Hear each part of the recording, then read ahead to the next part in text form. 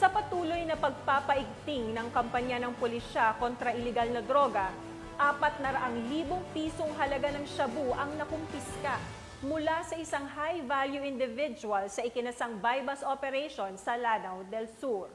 Patrolwoman Judy Ann Alibo sa ulat. Nakumpiska ang tinatayang 408,000 pesos halaga ng shabu habang arestado naman ang high-value individual sa ikinasang bypass operation sa Barangay East Kilikili, Wao, Lanao del Sur nito lamang ika-22 ng Agosto taong kasalukuyan. Kinilala ni Police Colonel Jeron Orville P. Panganiban, Chief ng PNP Drug Enforcement Group, Special Operation Unit 15, ang suspect na si alias Jubari, 52 anyos, magsasaka na residente ng naturang lugar.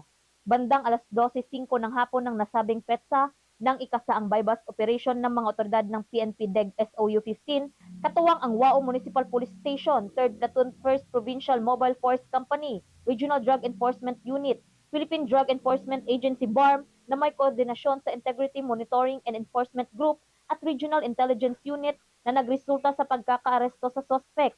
Nakumpiska mula sa suspect ang 3 heat-sealed transparent plastic sachet na pinaghihinila ang shabu na may timbang na 60 gramo na tinatayang nagkakalagang 408,000 pesos, isang 1,000 peso bill bilang bypass money at isang unit ng keypad cellphone.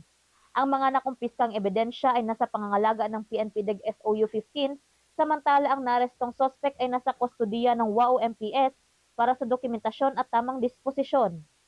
Patunay lamang na ang pambansang pulisya katuwang ang iba't ibang ahensya ng gobyerno ay patuloy sa pagpapatupad ng kanilang sinumpaang tungkulin kontra kriminalidad na naaayon sa mga programa ni Pangulong Ferdinand R. Marcos Jr.